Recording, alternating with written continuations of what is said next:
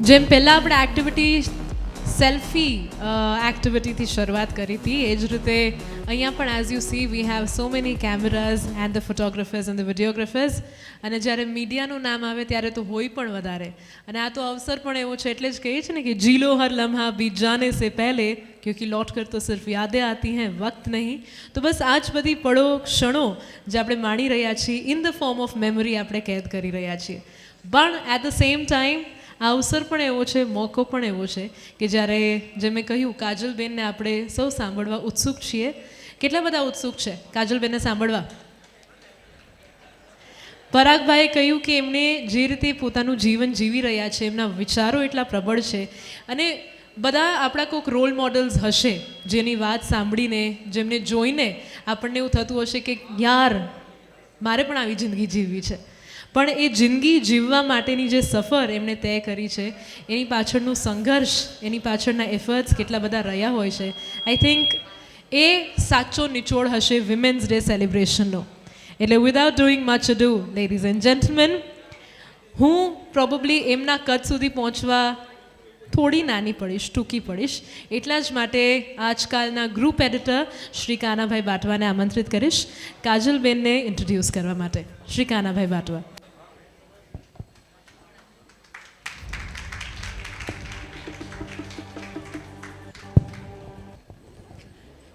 કાજલબેનનો પરિચય આપવાનો ન હોય તમે જે હાથ હોતા છે ને એ બધી પરિચયની કંઈ જરૂર જ નથી છતાં અમુક બાબતો કાજલબેન બાબતે મને કહેવાની ગમે છે એટલે રાજકોટમાં મેં એ જ વાત કરી હતી એ પાછી રિપીટ જ કરી એક સામાન્ય એક એવું હોય કે માણસ સફળ થાય ને હોય પછી એને એ સફળતા ગમતી હોય અને એ સફળતાના એ સમયમાં એવો કેદ થઈ જાય કે નવું કાંઈ ન કરે એનો પોતાનો કમ્ફર્ટ ઝોન હોય એ કમ્ફર્ટ ઝોનમાં એ મજા કરે કાજલબેને આવું ક્યાંય નથી કર્યું કાજલબેને પત્રકારથી એણે શરૂઆત કરી અમારા આદરણીય એવા દિગનભાઈના દીકરી છે એટલે હું હંમેશા દિગનભાઈને યાદ કરું કાજલબેનને મળતો એ પત્રકાર તરીકે સફળ થયા અને લેખિકા તરીકે એટલા બધા સફળ કે એવો કોઈ ગુજરાતી નહીં મળે તમને જે કાજલ ઓઝા વૈદના નામને ન જાણતો હોય અને આટલી સફળતા પછી એ સફળતાને એણે પકડી નથી બેઠા એ સરસ વક્તા તરીકે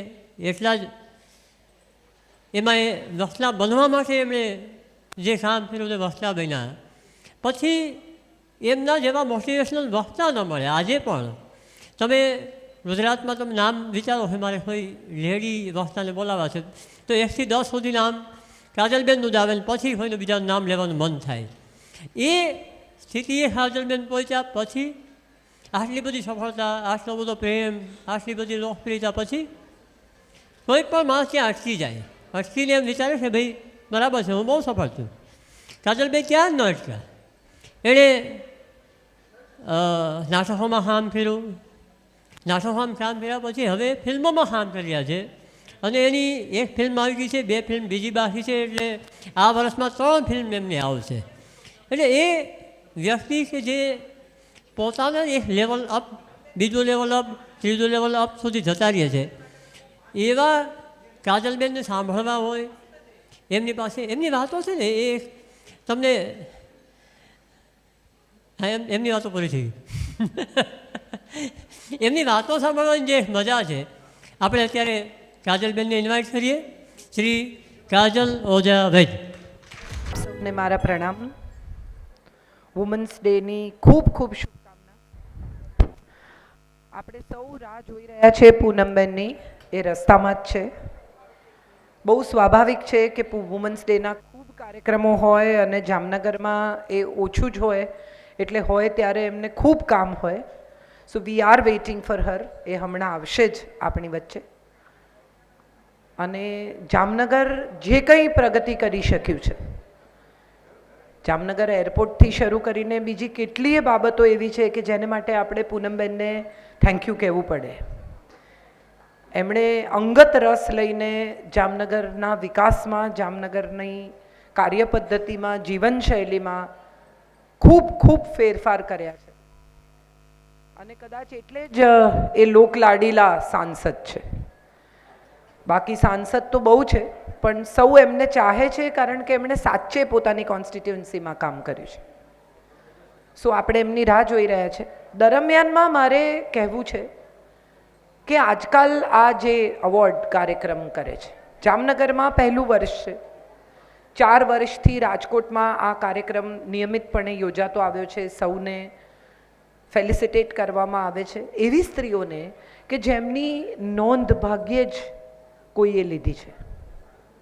આમ જોવા જાઓ ને તો મને હંમેશા એવું લાગે કે દરેક સ્ત્રી અવોર્ડને પાત્ર છે. ભાગ્યે જ કોઈ એવી સ્ત્રી હશે કે જેણે જિંદગીનો સંઘર્ષ, જિંદગીની કથા રસપ્રદ નહીં હોય. કોઈનું પણ નામ લો, એ દરેક વ્યક્તિ પાસે એક એવી વાર્તા છે, દરેક સ્ત્રી પાસે એના જીવનની. કેટલી બધી સ્ત્રીઓ કે હું 19 વર્ષે પરણી, આમ હતી તેમ હતી, મારા જીવનમાં આ હતું, અને પછી સડનલી તમને લગ્ન થયા, જોઈન્ટ ફેમિલી હતું, મેં આ કર્યું, અને ત્યારે તમને સમજાય કે અવોર્ડ તો દરેક વ્યક્તિને, દરેક સ્ત્રીને મળવો જોઈએ. આમાંથી થોડાક લોકો પસંદ કરવામાં આવ્યા છે એટલા માટે કે બધાને અવોર્ડ આપી શકાય નહીં, અને થોડાક લોકોએ વધુ નોંધપાત્ર, વધુ રસપ્રદ, વધુ લોકો સુધી પહોંચે એવું કામ કર્યું છે. 15 જેટલા અવોર્ડીઝ રાજકોટમાં હતા, 15 જેટલા અવોર્ડીઝ અહીંયા છે. આવતે વર્ષે પણ અવોર્ડીઝ હશે જામનગરમાંથી, રાજકોટમાંથી, અને અમે વિચારીએ છીએ કે એને ગુજરાત લેવલ પર લઈ જઈએ અને એને ત્યાં સુધી પહોંચાડીએ જ્યાં સુધી ગુજરાતની મહિલાઓને, ગુજરાતની સ્ત્રીઓને આ અવોર્ડ આપણે આપી શકીએ. તો મેં આ ચંદ્રેશભાઈની સાથે પણ ચર્ચા કરી છે, અને બને તો આવતે વર્ષે આપણે આને ગુજરાત લેવલ સુધી લઈ જવાનો પૂર્ણ નિર્ધાર કરીશું, અને એવી સ્ત્રીઓને અવોર્ડ આપીશું જેમણે ખરેખર ગુજરાત લેવલ પર કામ કર્યું છે. પણ સ્ત્રી શું છે ને શેને માટે અવોર્ડ મળવા જોઈએ એવો સવાલ આપણને થાય. તમે બધા અહીંયા બેઠા છો, અને તમે બધા એટલા માટે આવ્યા છો કારણ કે કોઈક ફેલિસિટેટ થવાનું છે, કોઈકને કોઈકનો સપોર્ટ છે, કોઈકને કોઈકનો સપોર્ટ નથી. એવી પણ સ્ત્રીઓ છે કે જેમણે સપોર્ટ વગર આગળ આવીને કામ કર્યું છે. ગઈકાલે એક બહેન રાજકોટમાં પરમ દિવસે અમે જોયા કે જ્યાં સુધી એનું નામ ખેડૂત તરીકે દાખલ ન થાય ત્યાં સુધી ચપ્પલ નહીં પહેરવું એવું એમણે નક્કી કર્યું, અને સંઘર્ષ કર્યો, યુદ્ધ કર્યું, પોતાનું નામ દાખલ કર્યું, અને આજે એ કશું કરી રહ્યા છે જીવનમાં. અહીં પણ એવી સ્ત્રીઓ આવશે જેમની ઓળખ તમારા સુધી પહોંચશે. તમે સ્ત્રી લખો ને તો એમાં 3 લીટી આવે. સ્ત્રીમાં જે 3 લાઈન છે ને એ સત્વ, રજસ અને તમસની લાઈન છે. સ્ત્રી પાસે સત્વ પણ છે, રજસ પણ છે, અને તમસ પણ છે. સત્વ એ છે કે એ માં છે, સત્વ એ છે કે દેવી છે, સત્વ એ છે કે અન્નપૂર્ણા છે, સત્વ એ છે કે ક્ષમાશીલ છે. જેટલી સહજતાથી સ્ત્રી માફ કરી શકે ને એટલી સહજતાથી માફ કરવું પુરુષ માટે કદાચ શક્ય નથી. તરત જ સોરીનો જવાબ એવું કે કંઈ વાંધો નહીં. તમે વિચાર કરો, બચ્ચું માની થપ્પડ ખાઈને પછી રડતું કોની પાસે જાય? મા પાસે જ. લાફો માં જ ઠોકે અને પછી રડતું મમ્મી, એટલે માર બી માં મારે પણ કોઈનો માર ન ખાવા દે.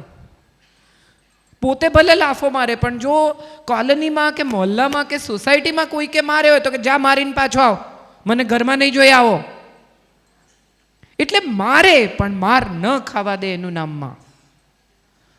આ સત્વ છે સ્ત્રીનું. સ્ત્રી અન્નપૂર્ણા છે. ગમે તેટલા દિવસે ઘેર પાછી આવે, કામ કરતી વ્યવસાયી મહિલા હોય, ઘરમાં એની બધે નજર હોય. મેં અહીંયા મૂક્યું તું, એ અહીંથી ક્યાં ગયું? અહીંથી ફોન કરીને કે મારા કબાટમાં ડાબી બાજુ જમણા ખાનામાં લાલ બ્લાઉઝની નીચે જો 500 રૂપિયા હશે લઈ લે. અને હોય જ સાહેબ. જો બીજું કોઈ અડ્યું ન હોય તો ત્યાં એ વસ્તુ મળે જ. આ એની વ્યવસ્થા છે, આ એનું સત્વ છે. ઘરની દેવી છે, ગૃહલક્ષ્મી છે, અન્નપૂર્ણા છે.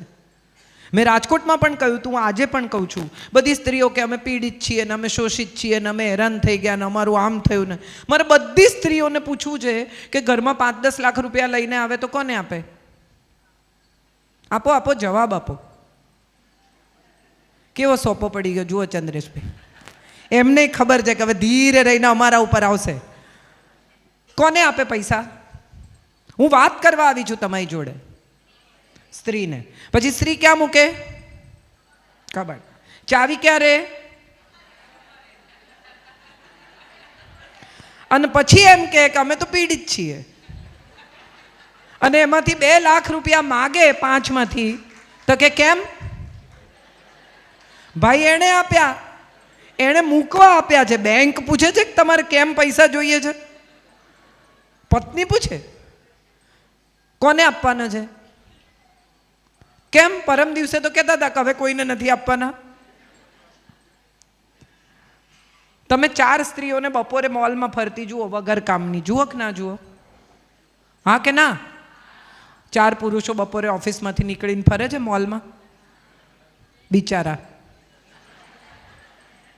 અને તોય કહીએ શું? તો કે વુમન્સ ડે, અમારો દિવસ. સ્ત્રીઓનું સન્માન કરો, સ્ત્રીઓને માન આપો, સ્ત્રીઓને ઉજવણી કરો. દોસ્ત, આપણી ઉજવણી તો આખું વરસ ચાલે જ છે, ક્યાંય અટકી નથી. સ્ત્રીને દુઃખી થવામાં સુખ મળે છે, ત્યાંથી પ્રશ્ન શરૂ થાય છે. ન થાવ દુઃખી. સ્ત્રી હોવું એ ગૌરવ છે. અમે તો સ્ત્રીને એટલે અમારું કંઈ ચાલે નહીં, અમે તો આમ ને એટલે અમારું કંઈ થાય નહીં. અરે ચાલે નહીં કહો છો? ઘરમાં શું જમવાનું બનાવવું ત્યાંથી શરૂ કરીને લગ્નમાં જવાનું હોય તો એમણે શું પહેરવું ત્યાં સુધી તમે નક્કી કરો છો. એણે બચાડાએ શર્ટ કાઢ્યું હોય તો કે આ તો ટાઈટ છે બ્લાઉઝ જેવું, આના પહેરશો. મેં કાઢ્યું છે, ઇસ્ત્રી કરીને મૂક્યું છે, આવું પહેરીને આવશો મારી જોડે? એટલે હું શું પહેરું છું એની જોડે તમે મેચ કરો, મારા લેવલ પર. સમજણ પડે છે તમને કંઈ? મજા એ છે કે આપણે બધા જ જાણે અજાણે સ્ત્રીનું ગૌરવ ભૂલી ગયા છીએ અને સ્ત્રી હોવાનું અભિમાન શોધતા થઈ ગયા છે. અભિમાન ન કરો, ગૌરવ કરો. હું શું કામ સાંભળી લઉં? હું એટલા માટે સાંભળી લઉં કારણ કે હું સાંભળી શકું છું. હું કેમ ચલાવું? હું એટલા માટે ચલાવું કારણ કે હું ચલાવી શકું છું. હું શક્તિશાળી છું, હું ક્ષમાશીલ છું, હું સત્વશીલ છું, હું રાંધી શકું છું, હું જમાડી શકું છું, હું પ્રેમ કરી શકું છું, હું જન્મ આપી શકું છું. માટે હું સ્ત્રી છું. આ સ્ત્રીનું સત્વ છે અને આ સત્વ જ સ્ત્રીને સુંદર બનાવે છે. તમે વિચાર કરો, આપણને આમ સ્ત્રી જેવો પુરુષ ગમે છે જરાક?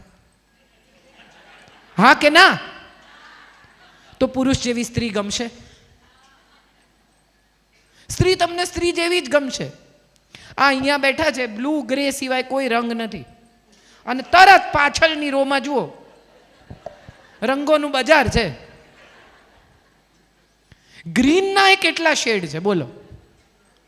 તો એનો અર્થ એમ થયો કે સ્ત્રીનું જીવન રંગીન છે, સ્ત્રીનું જીવન શૃંગારમય છે, સ્ત્રીનું જીવન આનંદમય છે, સ્ત્રી પ્રેમ કરી શકે છે.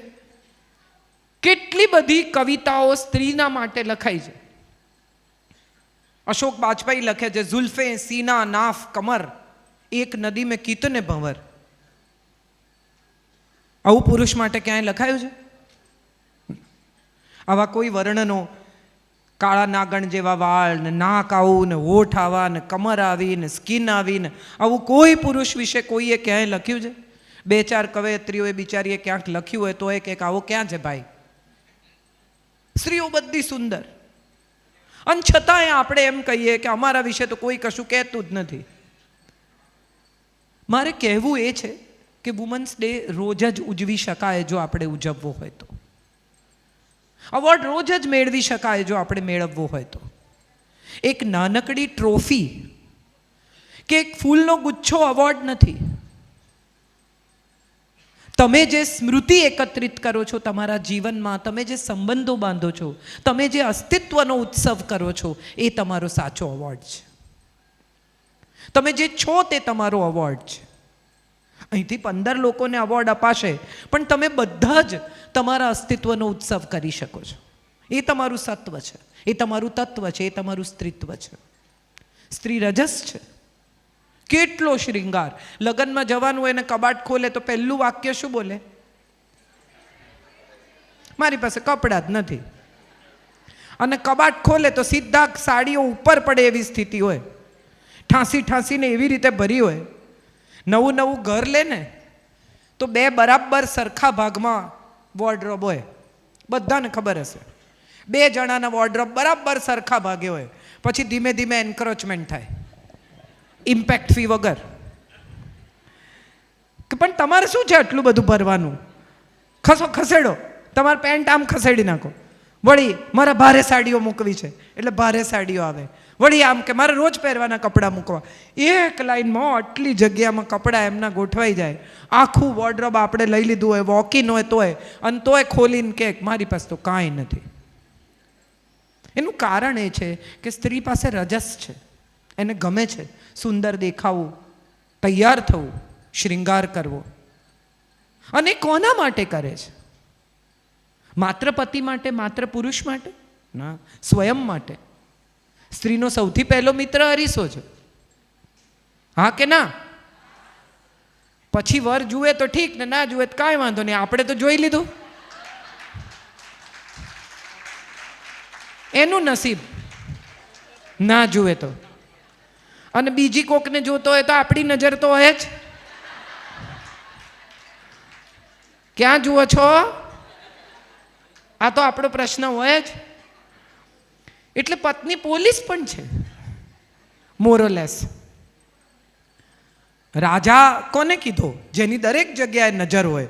તો આ તો રાણી છે ઘરની, એને બધી ખબર હોય. કોણ આવ્યું, કેટલા વાગે આવ્યું, કોણ ગયું, કેટલા વાગે ગયું, પૈસા ક્યાં મૂક્યા છે, વસ્તુ ક્યાં મૂકી છે, કોને ફોન કરે છે. ભલે ને લગાડે લોક ફોનમાં, આપણને આવડે જ છે.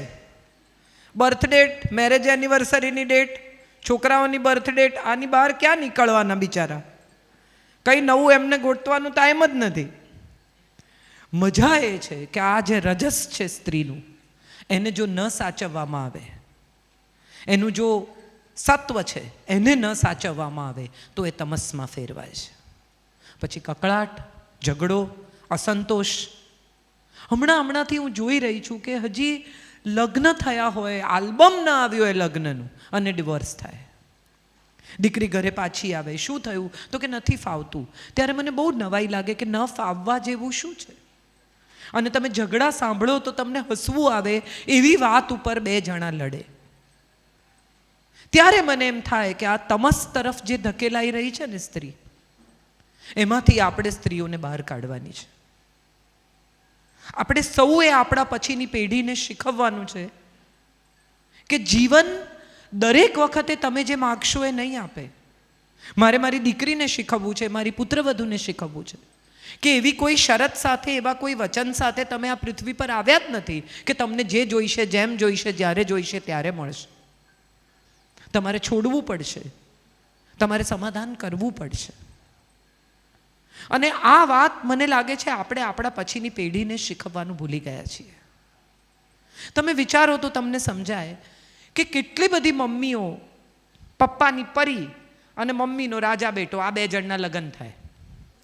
હવે આજે પપ્પાની પરી છે, દરેક મમ્મી એમ કે એને તું નથી રસોઈ કરતા આવડતી, જરૂર શું છે, આટલું બધું ભણી છે. ત્યારે મને એક સવાલ એવો થાય કે ભણેલી હોય તો રસોડામાં ન જાય? એની અન્નપૂર્ણા તત્વ એના સરસ્વતી તત્વ પર હાવી ન થાય? એનું સરસ્વતી તત્વ તો સુંદર જ છે, એ ભણી છે, ગણી છે, દુનિયા જાણે છે, પણ એથી એનું અન્નપૂર્ણા તત્વ ક્યાં ગયું? એની પાસે જમાડવાની, ખવડાવવાની, અમૃત પીરસવાની આવડત છે. એ આવડત આપણે એને કેમ નથી આપતા? ન કરવાનો વારો આવે ઉત્તમ વાત છે, પણ આવડવું તો જોઈએ. આ વાત આપણે આપણી દીકરીઓને શીખવવાનું ભૂલી ગયા. મહારાજ રાખે, હવે થેપલું કાચું છે કે પાકું એટલી તો ખબર પડે. મગ ચઢ્યા છે કે નહીં એ તો આમ દબાવીને જ સમજ પડે, અને ત્યારે સમજ પડે જ્યારે એને આવડતું હોય. મીઠું નાખો તો કઠોળ વહેલું ચડે, આવું તમે શીખવ્યું હોય તો આવડે, નહીં તો નહીં આવડે. પછી સેન્ડવિચ ને મેગી કેટલા દિવસ ચાલશે?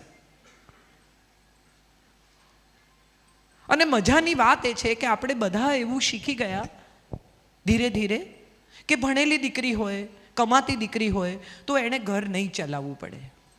મને એવું લાગે છે કે ભણે અને કમાય એ એડિશનલ ક્વોલિફિકેશન છે, પણ ગૃહિણી, આખું ગૃહ જેનું ઋણી છે તે ગૃહિણી છે, અને એણે એટલું તો કરવું જ પડે કે એણે એના ઘરની જવાબદારી લેવી પડે.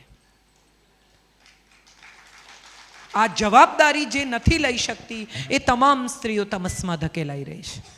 મારા પછીની પેઢીની સ્ત્રીઓને હું એ પણ જોઈ રહી છું કે દરેક સ્ત્રીને, નવી દીકરીઓને લાગે છે સિગરેટ પીવી, પેન્ટ પહેરવું, અમુક રીતે વર્તવું, ટૂંકા કપડાં, મને જેમ કરવું હશે એમ. સારી વાત છે, જેમ કરવું હોય એમ જ કરવું જોઈએ, પણ સવાલ એ છે કે તમે જેમ કરો છો એમાં કોઈને નડો છો? તમે જે કરો છો એમાં આપણી સભ્યતા, સંસ્કૃતિને કોઈ પ્રોબ્લેમ થાય છે તો અટકી જાઓ. હું પણ અમેરિકા જાઉં તો શોર્ટ્સ પહેરું છું. મારા પણ સ્વિમિંગ સૂટમાં ફોટા અપલોડ થયેલા ફેસબુક ઉપર ને ધમાધમ થઈ ગયેલી, અને ગુજરાતની અસ્મિતાને આમ થઈ ગયું ને ગુજરાતની અસ્મિતાને તેમ થઈ ગયું ને, ત્યારે મેં જવાબ લખેલો કે સ્વિમિંગ પુલ ઉપર સાડી ન પહેરાય એટલે મેં સ્વિમ સૂટ પહેરેલો. હું મારા દીકરા સાથે રજાઓ ગાળતી હતી એટલે સ્વિમિંગ પુલ ઉપર સાડી ન પહેરાય. હું અહીંયા કંઈ એવા કપડાં પહેરીને આવું તો તમે ચોક્કસ મારી સામે આંગળી ચીંધો. પ્રસંગોચિત વસ્ત્ર તમારી દીકરી પહેરતી હોય તો ચોક્કસ પહેરે, પણ એ પ્રસંગોચિત હોવા જોઈએ. એ પ્રસંગોચિત શું છે એ કોણ શીખવશે? તો એ માં જેનામાં સત્વ છે, એ માં કે જે પોતાની દીકરીને તમસ તરફ ધકેલાતી અટકાવે. અત્યારે હું જોઈ રહી છું કે અમારા સમયમાં તો આઈ લવ યુ કે ને એનો અર્થ જ એમ હતો કે આઈ વિલ યુ મેરી મી, વચ્ચે કંઈ હતું જ નહીં. છોકરો આઈ લવ યુ કે એનો મતલબ એમ કે હવે મારી જોડે તું લગ્ન કરીશ ને, આની વચ્ચે કંઈ હતું નહીં. હવે એવું છે કે ફ્રેન્ડ્સ છે, પછી બેસ્ટ ફ્રેન્ડ્સ છે, પછી ડેટિંગ છે, પછી લવ છે, પછી બ્રેકઅપ છે, અને આ બ્રેકઅપમાં પાછું એક્સ છે, અને પછી એક્સની ઓળખાણ કરાવે કરંટ જોડે કે આ મારો એક્સ છે. કાંઈ વાંધો નહીં એમાં, ને કરંટ પાછો ઓળખાણે કરે કે અચ્છા તો કેમ કરતા તમારું બ્રેકઅપ થયું, આવી પંચાતે થઈ જાય. તો સવાલ એ છે કે આ જે આખી માનસિકતા છે એ આધુનિકતાને સ્વીકારવી, વખાણવી, કે એની સાથે આપણી સંસ્કૃતિને સરખાવીને એમ વિચારવું કે આ યોગ્ય છે અને આ અયોગ્ય છે. મારે ખરેખર આ સવાલ પૂછવો છે. આ સવાલ મારે એટલા માટે પૂછવો છે કે આપણી દીકરી ભારતીય છે, આપણે અયોધ્યામાં રામ મંદિર ઊભું કર્યું, તમામ મંદિરોમાં આપણે કહીએ છીએ કે હવે શોર્ટ્સ, બર્મ્યુડા, ટૂંકા કપડાં, ટાઈટ કપડાં પહેરીને પ્રવેશ નથી. કેમ કહીએ છીએ આવું? એવું થોડી હોય, ભગવાન તો બધે છે. આવી દલીલો પણ મેં સાંભળી છે કે બાથરૂમમાં ભગવાન નથી તો શું કપડાં પહેરીને નાવાનું?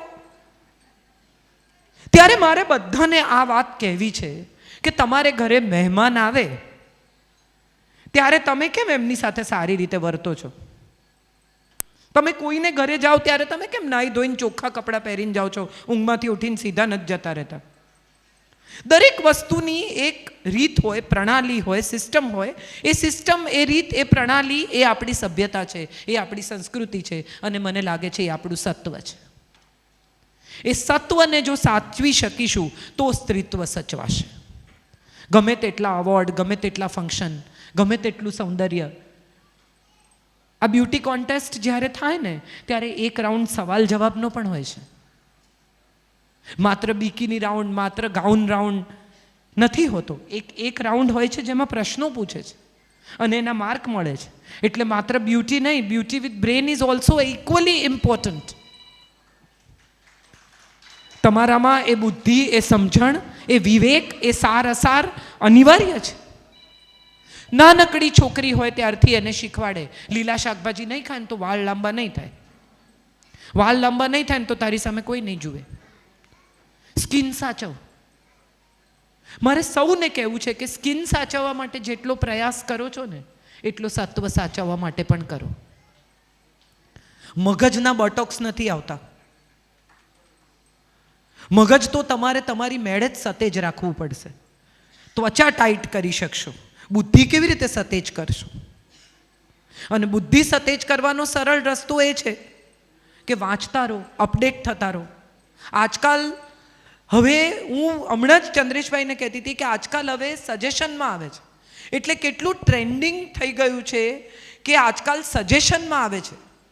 તમે જો ન્યૂઝ નિયમિત વાંચતા હો તો તમને તમારા ઇન્સ્ટામાં, તમારા ફેસબુકમાં આજકાલ સજેશનમાં આવે કે તમને વાંચવું છે.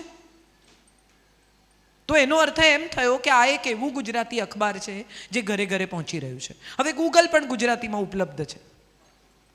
સલમાન લગ્નમાં ગયો ત્યારે કેટરીનાને મળ્યો કે ના મળ્યો, અને મળ્યો તો કેવી રીતે વર્ત્યો, એને બદલે જાણવા જેવી બીજી ઘણી બાબતો છે.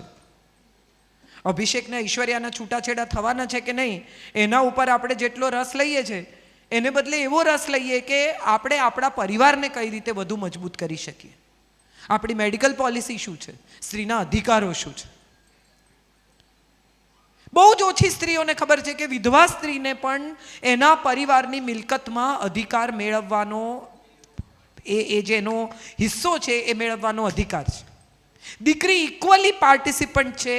બચ્ચન સાહેબ જો શ્વેતાના નામે પ્રતીક્ષા કરે તો આપણે બધા કેવું કહેવાય, બોલો, દીકરીને બંગલો આપ્યો, પણ દીકરીને આપવાનો, દીકરીને ભાગ મળવો જોઈએ એ કાયદો તો મોદી સાહેબે ક્યારનો કરી નાખ્યો. આપણને ખબર નથી માટે આપણે એવું માનીને ચાલીએ છીએ કે આપણને ખબર નથી માટે એ ઉપલબ્ધ નથી. 498A એક એવો કાયદો છે કે જેની અંદર ડોમેસ્ટિક વાયલન્સ સામે તમે ફરિયાદ કરી શકો અને કોઈ પણ પ્રકારની તપાસ વગર એને પોલીસ બોલાવી શકે જો તમે ફરિયાદ કરી હોય તો. હવે એનો દુરુપયોગ કેટલો થાય છે એ પણ જાણવા જેવું છે. સરકાર તો કાયદો કરે, પછી ઘેર ઘેર જઈને એ કાયદા કઈ રીતે પડાય છે એ તો સરકાર કેવી રીતે જુએ. તો આપણી જવાબદારી શું બને છે એક સ્ત્રી તરીકે? માત્ર અવોર્ડ લેવો, કામ કરવું. 15 જણાને અવોર્ડ મળશે પણ બાકીના લોકો શું કરશે? તો બાકીના લોકો બાજુમાં ડોમેસ્ટિક વાયલન્સ થતું હશે ને ત્યાં જઈને અટકાવશે. કોઈની દીકરી ખોટે રસ્તે જતી હશે તો એના મા બાપને કયા વગર દીકરીનું કાઉન્સેલિંગ કરશે. એ પણ અવોર્ડ છે. હું રોજ કોઈને જોતી હોઉં કે કોઈની દીકરી રોજ મોડી આવતી હોય, કોઈ અયોગ્ય છોકરા સાથે ફરતી હોય, આપણને એમ લાગે કે આને મેં 4-5 વાર આ છોકરા સાથે જોઈ, આ છોકરામાં મને એવું લાગે છે કે આ છોકરો આને યોગ્ય નથી, આ બરોબર નથી, આ સંસ્કારી નથી. તો એ છોકરીને તમે એકલી બોલાવીને એની સાથે વાત કરી શકો કે બેટા મને એવું લાગે છે કે તું આ છોકરાની પૂરી તપાસ કર, એના મા બાપને મળ. કેટલી બધી દીકરીઓ કોઈ કારણ વગર વિધર્મીઓના ચક્કરમાં ફસાય છે. ચશ્મા, ગોગલ્સ પહેરીને આમામ ચાવી ફેરવતો બાઇક લઈને ઊભો હોય અને આપણને એમ થઈ જાય કે ઓહો હો કેટલો દેખાવડો. તમારી દીકરીને શીખવાડો કે જ્યારે જ્યારે તને કોઈ છોકરો ગમે ત્યારે પહેલાં એના ઘરની તપાસ કર, એના મા બાપને મળ, એના માતા પિતા શું કરે છે. હમણાં જ મારા એક મિત્રના ઘરમાં કિસ્સો થયો છે. છોકરી પાસેથી 13 લાખ રૂપિયા લઈ ગયો છોકરો, ધીમે ધીમે કરીને. અને છોકરીને પૂછ્યું કે એના મા બાપ કોણ છે, ક્યાં રહે છે, તો કે મને ખબર નથી. આજે 25, કાલે 25, પરમ દિવસે 30, બીજા 10, બીજા 15, આમ કરીને 13 લાખ રૂપિયા એ છોકરાએ ક્રેડિટ કાર્ડમાંથી એની પાસે કઢાવ્યા. અને પિતાએ જ્યારે પૂછ્યું ત્યારે છોકરી કહે છે મને ખબર નથી ક્યાં રહે છે, એના મા બાપ કોણ છે. પ્રેમમાં પડી ગયા. મારે એ તમને કહેવું છે કે જે અહીંયા જે એજ ગ્રુપ જોઉં છું એ બધાની દીકરીઓ ટીનેજમાં હશે. તમારી ટીનેજની દીકરી સાથે દોસ્તી કરો, એ પણ સ્ત્રીનું બહુ જ મોટું સત્વ છે. એના માટે ઘરમાં મમ્મીથી મોટો કોઈ મિત્ર હોવો જ ના જોઈએ. આપણે કરીએ છીએ શું તો કે પોલીસ થઈ જઈએ છીએ, એના પર નજર રાખીએ છીએ. મિત્રતા કરો, તમારા જીવનની ભૂલો પણ એની સાથે શેર કરો તો એ એના જીવનની ભૂલો તમારી સાથે શેર કરશે. તમે પણ સ્કૂલમાં હતા, ક્લાસમાં હતા, કોઈ દિવસ કોલેજમાં હતા, ક્રશ હશે, કોઈ છોકરો ગમતો હશે, દિલ ખોલીને એને કહો કે બહુ ગમતો તો યાર, પણ મારામાં હિંમત જ નહોતી એને કહેવાની. પછી તો એ ક્યાં ગયો ને હું ક્યાં ગઈ ખબર નથી. બધાના જીવનમાં આવા નાના મોટા પ્રસંગો હોય જ. હમણાં તો આ ફેસબુકે રીયુનિયન બહુ સુપર ચાલુ કર્યું છે, ખબર છે ને? બધા ક્લાસના રીયુનિયન થાય અને આપણને જેના માટે ક્રશ હોય એ બી આવશે એવી આશા સાથે આપણે બી રીયુનિયનમાં જઈએ અને પહોંચીએ ત્યારે ખબર પડે કે અરે 20 વર્ષ જેની ઝંખનામાં કાઢ્યા એના તો માથે વાળ જ નથી રહ્યા. પાછા આવતી વખતે સ્પાઉસ એવા વાલા લાગે, જતા જે ધક ધક થતું હોય કે મળશે એ પાછા આવતા એમ થાય કે ના ના, મારા મા બાપે યોગ્ય જ નિર્ણય કર્યો એમ. અને મજાની વાત એ છે, સૌથી ઇન્ટરેસ્ટિંગ જે મને સમય સાથે સમજાય છે કે આ આપણને ખોટો માણસ મળ્યો છે ને, એની સમજણ તો 5 મિનિટમાં પડી જાય છે, પણ આપણને સાચો માણસ મળ્યો છે ને, એની સમજણ પડતા 20 વર્ષ નીકળી જાય છે. પ્રેમ થતા થતા વર્ષો નીકળી જાય ત્યારે સમજાય કે અરે યાર, આ તો આ એ માણસ છે જે તાવ હતો ત્યારે ચા બનાવીને લઈને મારી બાજુમાં ઊભો હતો. એ બી વુમન્સ ડેનો અવોર્ડ જ છે. એણે રજા લીધી, એણે કોઈ દિવસ આઈ લવ યુ નથી કહ્યું, પણ હું બહારગામ ગઈ હોઉં ને એને કહીને કહ્યું કે ગુરુવારની ટિકિટ છે, તોય મંગળવારે ફોન કરે ક્યારે આવવાની. આઈ લવ યુ નથી. કેટલી બધી પત્નીઓ મને કહે હજી સુધી કોઈ દિવસ એમણે મને આઈ લવ યુ નથી કીધું, પણ ગુરુવારે આવવાની ટિકિટ નિશ્ચિત હોય ને છતાંય મંગળવારે ફોન કરે કે ક્યારે આવવાની છે. એ આઈ લવ યુ નથી છે જ. પોતાનું ગંજી ફાટેલું હોય ને ઉપર શર્ટ પહેરી લે અને કે આપણને કોણ જુએ છે, તું તાર પહેરને સરસ મજાની સાડી, એ બી આઈ લવ યુ જ છે. તમારે માટે દર વર્ષે સોનું ખરીદે ને પોતાને માટે કંઈ ન ખરીદે, એ પણ આઈ લવ યુ જ છે. આપણે પશ્ચિમથી એટલા બધા અભિભૂત છીએ કે આપણને લાગે છે કે કાર્ડ, ફૂલો, chocolate, Valentine day, anniversary celebration, ફુગ્ગા, કેક, આ જ સત્ય છે. મારે માટે પ્રેમ એ છે જે શબ્દોમાં અભિવ્યક્ત ન થાય અને છતાંય તમારી આસપાસ એની મહેક જીવનભર રહે. કોઈના વિના તમને મજા ના આવે ને તો એને હું તો પ્રેમ જ કહું છું. તમે ગમે તેટલો આનંદ કરતા હો પણ તમને એમ થાય કે હોત ને તો મજા આવત. બેનપણીઓ સાથે તમે સોલો ટ્રીપ, હમણાં તો એ બહુ ચાલ્યું છે, વિમેન્સ ટ્રીપ ને સોલો ટ્રીપ ને, અને સોલો ટ્રીપ પર એક દિવસ જાય ને બીજે દિવસે તરત ફોન કરે, નળ બંધ કરજો, ગીઝરની સ્વિચ ઓફ કરજો. તો કઈ સોલો ટ્રીપ? તમે ત્યાં જ છો, તમે ઘરમાંથી નીકળ્યા જ નથી. પતિ પત્ની નક્કી કરે કે આ વખતે 10મી એનિવર્સરી અમે 2 જ જણા ગોવા જવાના છે. 2 જણા ગોવા પહોંચે પણ બેગમાં સાસુ, નણંદ, દિયર, કાકી સાસુ, જેઠાણી બધા ભેગા ગયા હોય. ત્યાં જઈને પણ આ જ કરવાનું. તો શું કામ જાઓ છો? અહીં જ ઝઘડી લો, ખોટા પૈસા 5 સ્ટારના બગાડવા. આ ગુજરાતીઓ બધા એમ કે હે ભગવાન, અમે તો કંટાળ્યા છીએ, થોડા દિવસ બહારગામ જવું છે. બહારગામ જઈને પાછા આવે કે કેવું રહ્યું? કે કંટાળી ગયા. તો કર્યું શું? મારે એ જ તમને સૌને કહેવું છે, વુમન્સ ડે તો વર્ષનો એક દિવસ છે. વુમનહુડ, સ્ત્રીત્વ, સત્વ રોજ છે. અને આ જે રોજ છે ને એનું રોજ જતન કરો, એની રોજ માવજત કરો. એક દિવસ બધા સાડી પહેરીને આવે. હમણાં જ હું એક ફિલ્મનું શૂટિંગ કરતી હતી તો मैंने કે मैडम कितना टाइम लगेगा? मैं कहा साड़ी पहनने में 2 मिनट. અચ્છા, કારણ કે હું રોજ સાડી પહેરું છું, મને 2 મિનિટ લાગે સાડી પહેરતા. કેમ? તો કે મને બહુ ગમે છે સાડી. હું ગમે તેટલી સાડીઓ ખરીદું, મારી એક વીકનેસ કે આ તો મારી પાસે નથી. આટલી સાડીઓ ભેગી કરી એ પછી પણ જો કોકની જોઈ તો તરત એમ થાય અરે આ મારી પાસે નથી. એ મારા શોખનો, આનંદનો વિષય છે અને એને આનંદથી સ્વીકારો. ના ના, મારે કાંઈ નથી જોઈતું, અને કાંઈ નથી જોઈતું છતાં બધું જોઈએ છે તો કોઈ કંઈ નહીં આપે. માગતા શીખી જાઓ, કહેતા શીખી જાઓ, ફરિયાદ કરતા શીખી જાઓ. અને ફરિયાદ રડ્યા વગર, કકળાટ કર્યા વગર, આર્ગ્યુમેન્ટ કર્યા વગર, દુઃખી થયા વગર કરો. નથી ગમતું ચોક્કસ કહો. હમણાં જ મને ચંદ્રેશભાઈ કહેવા આવ્યા, તમે બોલતા હશો ને ત્યારે પૂનમબેન આવશે તો પછી શું? હું એમનું અભિવાદન કરીશ. ના પણ પછી વચ્ચે હવે મને શું નથી ગમતું એમને ખબર છે, પણ એટ ધ સેમ ટાઈમ એવું નક્કી છે કે જેને સન્માન આપવું ઘટે એને આપવું જ ઘટે. જે સન્માનને લાયક છે એને ચોક્કસ આપો, પણ જે લાયક નથી એને તમારે નથી આપવું તો નમ્રતાથી આગળ ખસી જાઓ. અપમાન કરવાની જરૂર નથી. મારે બસ આટલું સમજાવવું છે. આપણે સન્માન અથવા અપમાન એની વચ્ચેનો કોઈ સમ્યક રસ્તો સ્વીકારી શકતા નથી. એક સમ્યક રસ્તો છે. એ રસ્તો